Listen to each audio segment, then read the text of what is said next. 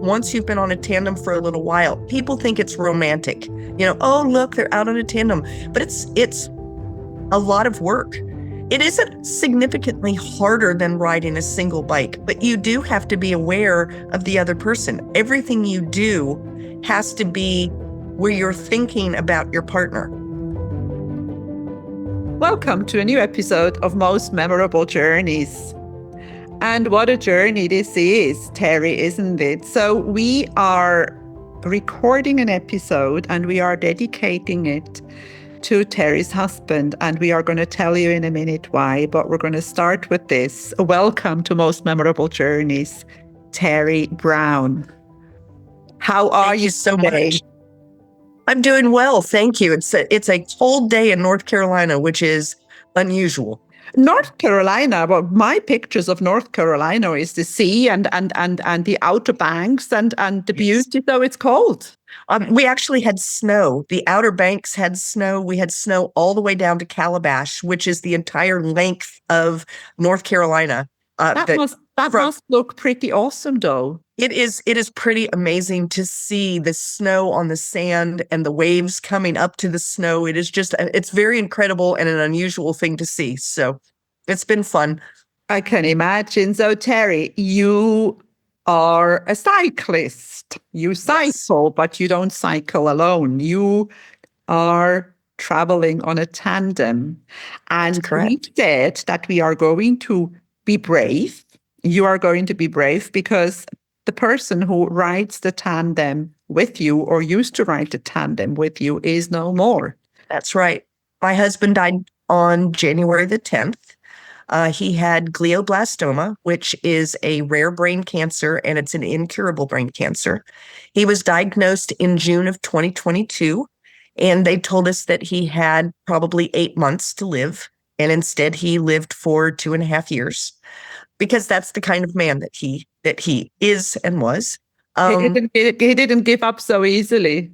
No, he always believed that he would be able to beat it right up until he realized he couldn't. Mm-hmm. And then at that point, his body had just had enough. He did 28 months of chemotherapy, and that just ravaged his body. And when he finally decided that he was done, then he went very quickly, which was a big blessing. So yeah, he just recently passed. And the hardest part of that is that the book that I've written, 10 Little Rules for a Double-Butted Adventure, is about this big cross-country adventure he and I took on the tandem, and it's actually launching. And so I'm having to talk about it. Of course, it's great, now, and it's a little hard, right? Because I can imagine. What was your husband's name? His name was Bruce Brown, and he was one of those. He came into my life at just the right time. I had been in an emotionally abusive relationship for 14 years. I got out of that relationship. I met Bruce, which was interesting because I was never going to get married again and I was never going to have a relationship again. I was done. And he tells everyone that he chased me until I caught him. And he was exactly the right person for me. He knew how to encourage me and he knew how to do everything that was needed to help me learn about who I was. And one of the things that we did was this adventure. And when we went all the way across the United States, which is really crazy because when I met Bruce, I had not been on a bicycle in 40 years. Wow. So let's just make one thing clear before we go on. This episode is dedicated to Bruce. It is dedicated to Bruce, absolutely. And I'm sure he's listening to us from somewhere. I am positive of it. So let's start from the beginning. You were telling me before we started recording that Bruce was already doing tandem rides before he met. Yes. Yes. What was the fascination about? Why tandem? I mean, did he cycle on his own or why was the... Oh, yes. So Bruce was an avid cyclist and he rode on his own and he rode fast. He loved racing and he loved being out there and just pushing the limits. Even in his late 60s, he was riding with the 40-year-old men and was just out there just plowing through. And he loved that. But he also loved what he called bicycle touring. And that's what we were doing, which is a slower pace. Enjoy the scenery, look at it. And he liked riding a tandem, especially if it was with someone who could not keep his pace. So, for instance, there's no way I could ride a single with my husband, even though I can ride a single bike and I could maybe go as far as he went. I couldn't go as fast. So he would have finished at noon and it would be 5 o'clock when I'd be pulling in, right? So he knew better than there was no way we were not equally enough matched to ride separate bikes. And so by riding the tandem bike, you can only go as fast as the slowest person. Right? He couldn't push me faster than I could go. Yeah. And I so don't it was think I've ever been on a tandem bike, to be honest. You have to sort of match, don't you? You do. You do have to match. A lot of people call it a divorce machine because they say that once you've been on a tandem for a little while, people think it's romantic. Oh, look, they're out on a tandem. But it's a lot of work.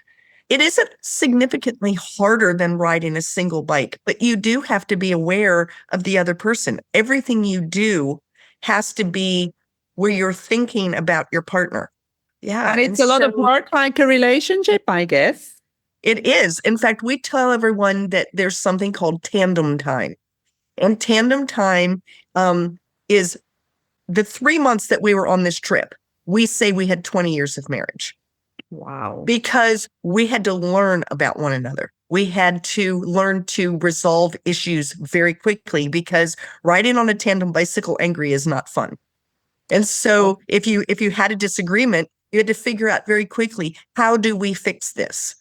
And so we say we did 20 years of marriage in that 3-month ride across the United States. So that's tandem time. But how did it start? Whose idea was it to do this? Did you plan from the beginning to go across the country, or did that just develop like that?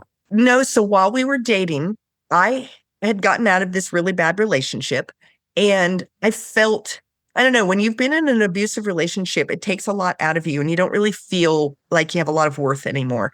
And I kept wanting to do something big, to prove to people that I still had something to give to the world. I didn't realize that I needed to prove that to me. Nobody else thought any differently but me. And he said, so we're dating, and he said, I've always wanted to ride across the country on a bicycle. And I thought, now that would be an adventure.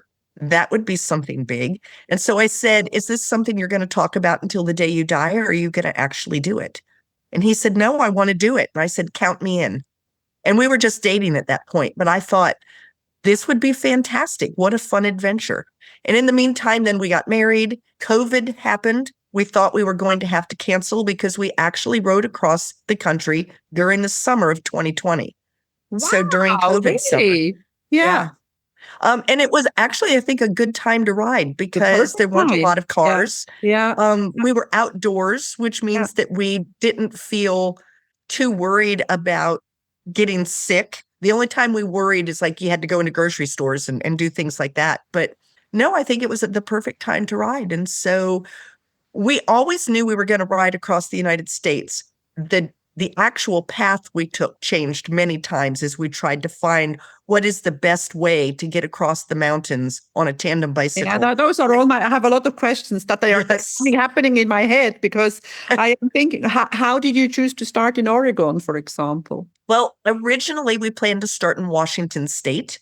There is a trail, it's called, not a trail, but a bicycle path that they talk about. So it's on regular roads, but you have this nice map that tells you where to go. But in the first 6 days, we were going to cross 5 mountain ranges. And the more we looked at that, I just told them, I don't think I can do it. Like, I am not an experienced cyclist, and that is huge.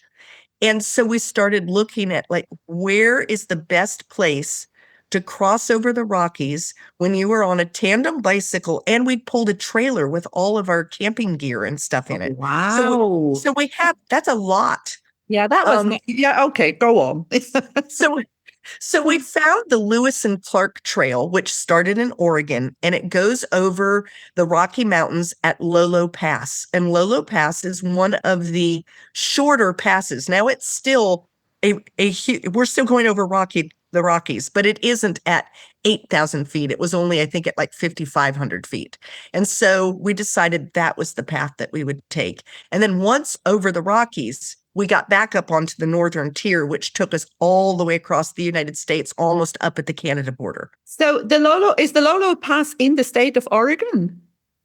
Lolo Pass is actually between Idaho and Montana. Okay, so you were quite north because I'm Yes. talking. I used to be a tour guide and I used to do all those national parks, but Yes. in Arizona, in Colorado or something, Yes. where all the parks are. Right, So right. No, we were much further north. Yeah, In fact, by the time we got back onto the northern trail, so once we crossed the Rockies, we went north, and we were usually about 40 to 80 miles away from the Canadian border. So we stayed right up on the top, all the way across the United States until we got into Michigan, and then we went back down toward DC. And you camped. You didn't go Yes. into. What were the camping sites and all these places open during the COVID? So some were that when we could not find a camping site, we would get a motel. So we did a little bit of both. Things were different than we had originally planned. We had planned to do camping almost the entire way. We had also planned, there's a group and it's called Warm Showers. And it's people who are cyclists who will open their home to other cyclists who are doing these kinds of traveling events. So we thought that's what we would be doing. And during COVID, no one would open their home to strangers because you had no idea if they were sick. Nobody knew what was happening to us. And Exactly. So things were very different than we had imagined when we planned the adventure. But I think it still worked out beautifully. So we stayed in some really low-end motels, some places that I would never stay in for any other reason. Yeah. And then a lot of campgrounds. And it was definitely an adventure. This was not a cushy, drive across the United States in your vehicle kind of thing. Yeah. This took a lot of work. This was a leaving the comfort zone action. Yes, way beyond my comfort zone because I tell everyone I'm a desk jockey. I'm a writer. I like to be outdoors, but things like let's go walk on the beach and collect shells. Mm-hmm. My husband was the let's go outside and I don't know, do a triathlon. That was him. And then there's me. And so for me, this was a really big step outside. I'm also, although I've been camping, I'm not a huge camper. And we did camping, cooking over the fire. There were a couple of days we ate dehydrated food because of where we were. There wasn't a place to stop and get ourselves something. So we had the dehydrated food packs. It was a very different experience for me. Amazing. For the first time in my life, I hung my food in a bag in a tree because of bears. Very different than what I would normally do. So, well, this is now. Did you come across? Well, how did you feel? How long did it take you to actually think, okay, I can? Or did you ever come to the situation where you thought, I don't think I can do this? Yes, many times. Day one, I actually thought I'd bitten off more than I can chew. Okay. We live in North Carolina on the coast, which is very flat, very flat. Mm-hmm. I live in a high point in my county at 35 feet above sea level. So we just do not have a lot of height. The first day, we're crossing over a small mountain range in Oregon. And so we were going up most of the day. It was raining. And despite it being June, it was 55 degrees. And I was cold and wet and going up and thinking, oh, I don't think I can do this. But I wasn't ready to give up on day one because I have, it was like, no one's going to make me stop yet. But there was a day, we were in Montana. It had been a horrible, hard day. We had to go 70 miles that day, which is a long day on the tandem, because there was nothing in between. Mm-hmm. So we had no choice. We had 3 flat tires. It got to be 95 degrees with no shade. The wind was blowing at us. So we were having these headwinds, which make it really difficult to ride. And it was much hillier than they said it was going to be. And at the end of that day, I actually said, I'm quitting. I'm done. I can't do this anymore. Say? He and I had agreed before we started that either one of us could be done. Right. And that we would just be done. But I was writing a blog the whole way. And in my blog that day, I told everyone, I think I'm done. I can't do this anymore. Yeah. And a friend reached out, and it's actually one of my rules, which is my rule number 9. She said, never quit on a bad day. And she told me that if you quit on a bad day, you'll always wonder if you could have made it. Yeah. So she recommended that we stay where we were for a few days, or we take it really easy for a few days and then make a decision a few days later. The next day, we had a fabulous day. It was beautiful and wonderful. We got where we were going quickly. It was a joy, and we changed our attitude and kept on riding. And so that is one of the things that I learned, was you don't quit on a bad day. Yeah, that is very interesting because, like I'm a morning person, and when something bothers me, it bothers me in the evening, and Yes, when you're tired. yes, when I'm tired and when it's dark, and then sometimes I wake up in the morning and I think, what was wrong with me? Yeah. Does that happen? Well, and I think it's emotions. You get all these emotions and you don't know what to do with them, and you don't want to make a decision when you're emotional. Uh-huh. You need to make a decision when you've actually sat down and said, is this right for me? Will this work for me? What are the pros and cons and all of those things? Because then you can live with what you've decided. If, on the other hand, you just throw your hands up in the air and you say, I'm done, I'm never doing this again, and then you quit, then for the rest of your life, you'll say, could I have made it? Yeah. And many people, I think, quit far too easily, Yes. and then it becomes a habit. It does. It does. And what's interesting is that particular rule helped my husband and I through his cancer journey. There were a number of times where things would get difficult. He had a stroke because of the radiation that they did. And while we were in the hospital with the stroke, he got very sad. And I crawled into the bed with him, and he told me, I think I'm done. And I gave him a big hug, and I said, well, you get to make that decision, but you don't get to make that decision today, because we don't quit on a bad day. And today has been a bad day. Wow, that's beautiful. I said, so what we're going to do is they said, well, you can go home tomorrow, and your physical therapist and your occupational therapist will come and assess you in our home. And today is Monday. So on Friday, after you've seen your PT and OT, after you've had a few good nights sleep in your own bed, then I'll ask you whether you're done. And he was. And if the answer is still yes, you get to make that decision. Yeah. Well, the answer was not yes. The answer was, I intend to get back the entire use of my right side, and I'll be walking again by Christmas. And he changed his tune. And so there were a number of times where either he or I needed to be reminded that we don't quit on a bad day. That's a fascinating. That alone, accompanying your husband going through this is Yes. a journey, isn't it? It really is. Yeah. Now, next question that I have for you is: Did you know every day where you wanted to go, or was that up to circumstances, like conditions? You didn't have that all planned out, did you? So I did, and then had to throw it away, because I made decisions at the kitchen table before we ever got started. And I had the whole thing mapped out. I knew where we were going to stay every night. I knew how many miles we were going to do. I had the whole thing. And on day 1, we didn't get as far as I thought we were going to get. So I adjusted my little calendar and thought, okay, we can still do it.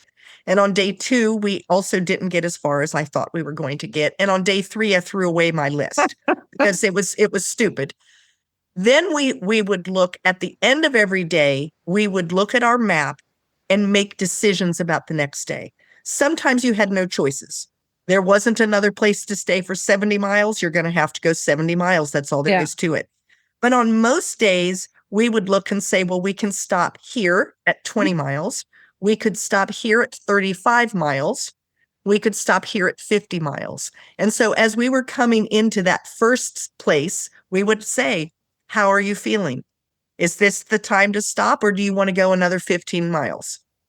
Because the next place is 15. Yeah. And that's how we would do things. And it would depend. It would depend on how much sleep did we get the night before. Was it a good night's sleep, or wasn't it? What are the temperatures like outside? What are the winds like outside?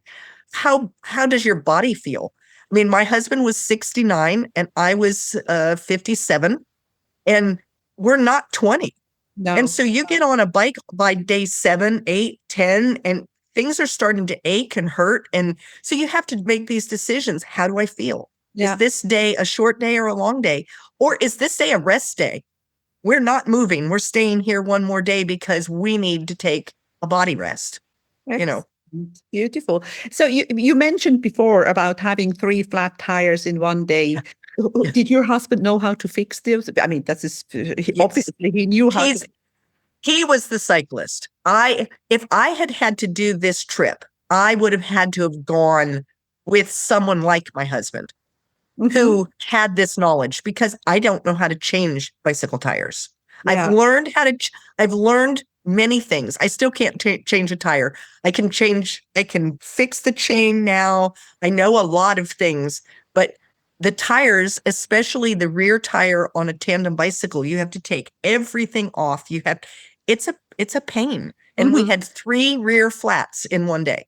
That is hard work. It was a horrible day. And that day we also hit this valley. We went very low into a valley. The mosquitoes were the Oh, size of my fist. They were ginormous and they were just swarming everywhere. It was definitely the day I was going to quit. There was no doubt. It was like, this is not fun anymore, right? did you have other incidents? Did you ever feel unsafe? I never felt unsafe about people. Like camping and things, I never went to bed afraid. There were a few instances on the road where I felt a little unsafe. Mostly, though, I think it was internal fear. I don't think there was anything truly unsafe, but one time our GPS didn't route us. We were going over this very, very large bridge, and it was a 6-lane bridge, and there was a pedestrian bridge right next to it.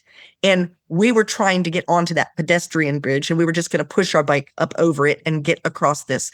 And instead, the GPS took us out onto the main road. So now we're on a 65-mile-an-hour bridge that's 6 lanes of traffic. And we were in this breakdown lane over to the side, but it was scary. The cars are whizzing by. You can feel the bumping in the road because it's a bridge, and you feel that Mhm. movement. And I was terrified. Yeah. I could not ride the bike. Bruce pushed. He made me walk up in front of him. I kept having to stop and take deep breaths and remind myself that it was okay. We were going to be fine. But that was more of a me thing Yeah. than I don't really believe we were ever actually in trouble. It just wasn't comfortable being where we were. But tell me, was that legal? Was that allowed? Were you allowed to be on that road? Yeah, you were allowed. I don't know why anyone would want to be. Yeah. But as a bicycle in the United States, a bicycle is considered a vehicle, and a bicycle is allowed to be where vehicles are. Really? So So we were even on a big highway, a bicycle is allowed to go? some of the major highways, no, but this was not considered a major highway. Yeah. So like you're not often allowed on although there was one place in Oregon where the only way through was the major highway. And so we had to ride on it. Yeah. Yeah. Yeah. He never got in trouble with the police. No. One time we did end up in a state park that they had closed because of COVID, Mhm. and it was the best way through. So we ignored the fact that it was closed, and we went through the state park. And when we got out the other side, there was a park officer there, and I thought, oh no, we're going to be in so much trouble. And I was afraid he was going to push us back out onto the main highway. And he just looked at us and said, don't tell anyone, keep going. You're 3 miles. Once you get to the other side of that 3 miles, you'll be fine. And he didn't make us go back out onto the highway. So he was very kind. I think he understood what we were trying to do. So that is very sweet. yes. Yeah, happy that there are people like that in the world. Now, you wrote a book called 10 Little Rules for a Double-Bodied Adventure. Did you plan to write this book before you did the hike, or did this come up while you were doing it when you were blogging? I think that I always knew that I would write something. but I didn't really know what. And I wondered maybe if it would just be my blog. Like my blog would be the whole thing.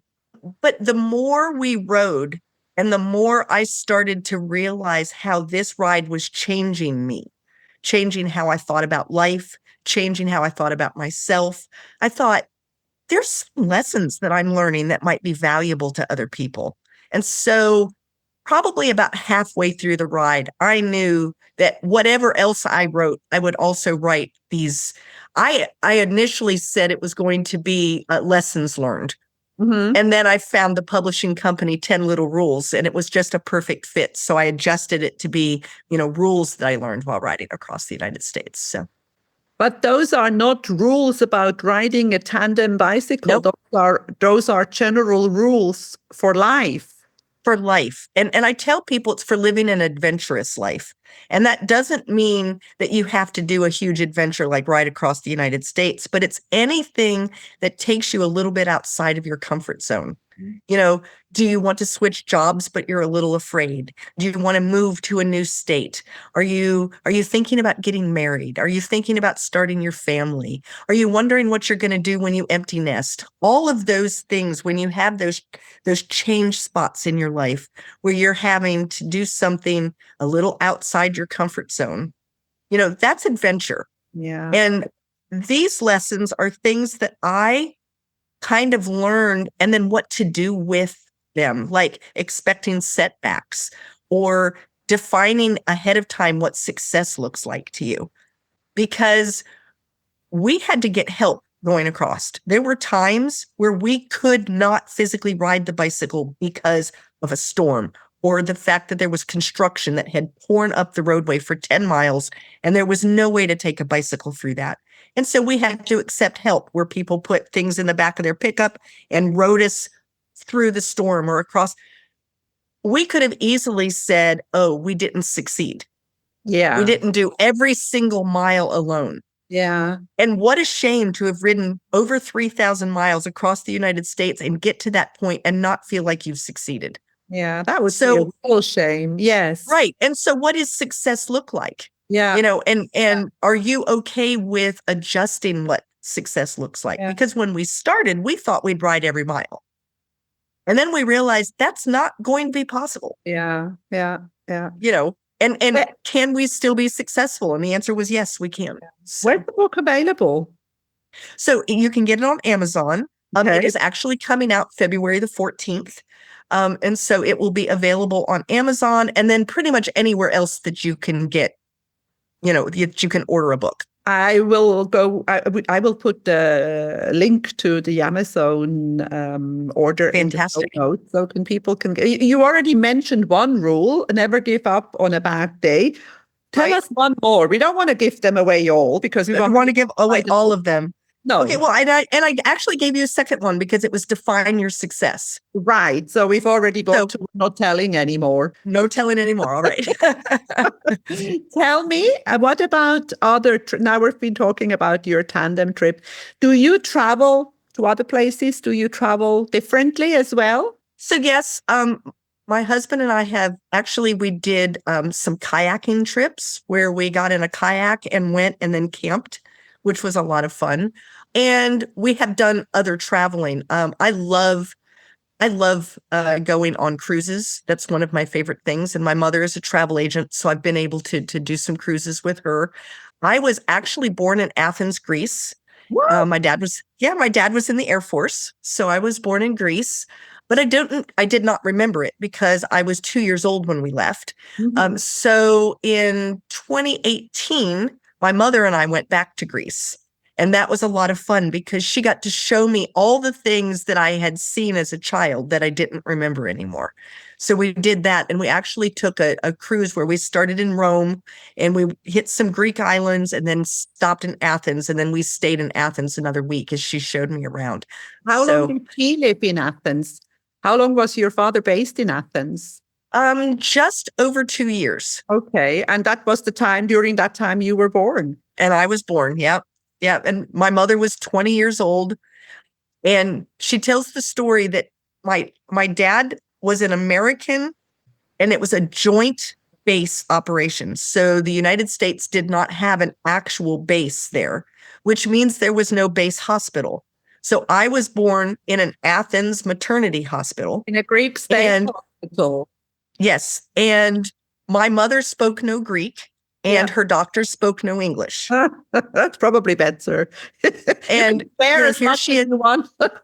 Seriously, she's 20 years old. And I just think that she's amazing that she was able to do that. I think about that and it's like, oh, I would not want to give birth in a foreign country where I could not communicate my needs.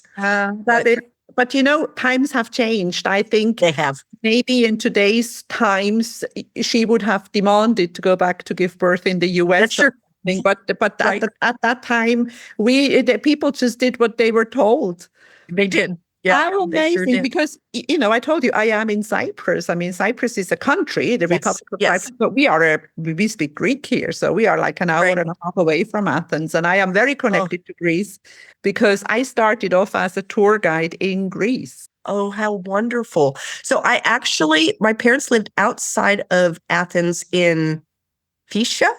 Fisha, I think is how you pronounce it. But it's yeah. Yeah. So I know it's a train. We got on the train and it was about 30 minutes or so is how we got there. And the woman who used to babysit me when I was a little girl was still alive. And she and her family hosted us for lunch. Yeah. And I've never seen so much food or eaten so much food in one sitting. They would bring in this what I thought was the full meal, and you would finish eating, and then the next course would come in, and the next course would come in. We ate for 3.5 hours. It was incredible. Probably the best food I've ever eaten. It was fabulous. That sounds about like it. That's how we live in well, you know. I mean, I always say the biggest worry of a Greek or Cypriot or Lebanese or this area housewife is that somebody could leave your house hungry. That's the worst thing. Well, that you could have. We did not leave hungry. That is for sure. That is fascinating. Now I'm going to ask you a question, and I don't want to upset you, but no, that's all right. You have to travel alone now. What are you going to do? I know. You know, I have been thinking about that. And part of me, it's been 2 weeks. Yes. So I'm still at the stage where I tell myself that I'm going to do big things. Mm-hmm. And then I immediately start shutting down and think I'd rather just crawl under the bed and hide there. So I'm still going back and forth. I don't think I'll ever feel comfortable traveling alone. Mm-hmm. I'll probably find girlfriends who also want to travel, but for whatever reason do not have a travel buddy, whether it's divorce or death, or they just have a husband that doesn't like to travel. Yeah. And I think I'll find people that like to travel, and then I'll just continue doing it because I really do. I have a list of places that I want to go and see, and I don't want to stop just because my husband has died. No, and he wouldn't want me to. Exactly, because that's what was, from what I understand, Bruce, who really used to like kayaking and cycling, he wants you to go places. Yes. What's on that list that you have? Well, I am of German descent. I would love to go to Germany. I would love to do like a Rhine tour. Mm-hmm. I would love to go to Germany at Christmas time and do all of the Christmas markets and things. Yeah. And then if I'm going to be there, then I want to go to Austria because Sound of Music is one of my favorite musicals ever. And so I'm a very touristy when it comes to that kind of thing. I would also love to go back and see some Greek islands that are not the ones that the cruise ships stop at. Mm-hmm. Because what you get with a cruise ship is very touristy. I kind of saw on the edges of these touristy things I was doing, the real Greek island feel. And I thought to myself, oh, I would love to do that. I want to go to Switzerland. I am from Switzerland originally. Really? Okay. Yes. And so I would love that. It's pretty much open for most things. Yeah. Of course, right now you have to be careful with, who's at war with who. And so there's some things that you have to avoid now and maybe you could do later. But no, I don't know. I just think there are a lot of beautiful things out in the world that I would love to be able to see. I spent the first part of my adulthood raising my children and being busy doing all of that. And now it's kind of my time to do those things I didn't do beforehand. So I love that. And you have a lot of work to do, Teri. So maybe you will even end up in Cyprus when you are done. that would be wonderful. In fact, I was thinking I might invite myself over and we could have a visit. Absolutely. And I will give you a 3.5 hours meal. Fantastic. Let's go ahead and get that on the calendar. I think we're more or less coming to the end. I just want to, the last thing that I would like you to do is, if somebody is considering something like what you did, what would be your most valuable advice? Don't wait. Just do it. Don't wait. Just do it. I mean, there are things that you have to do to prepare. If you're going to do something huge, like go across the United States, you cannot decide today that you're going to do it and leave tomorrow. Mm-hmm. I mean, there are things that you have to do, but go ahead and start making those plans and work those plans. Set a date to go and go. The truth is that if we had not gone during COVID, which we had been told by many people not to go because, oh, it's COVID, you shouldn't go, we would have never gone. Because COVID didn't clear up fast enough. And then my husband got cancer. Yes. And we would have never have been able to take that trip. Yeah. So and it would have been a regret forever. So yeah, my advice is if it's something you want, if there's something you want in your life, don't put it on a bucket list that you plan to do 20 years from now. Do it. Find a way to do it and do it. You're my kind of girl.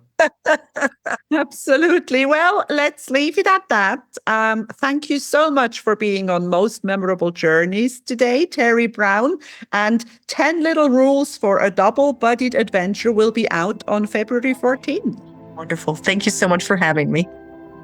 If you enjoy my podcast, please like, share, and subscribe to my channel. You will find all the information in the show notes.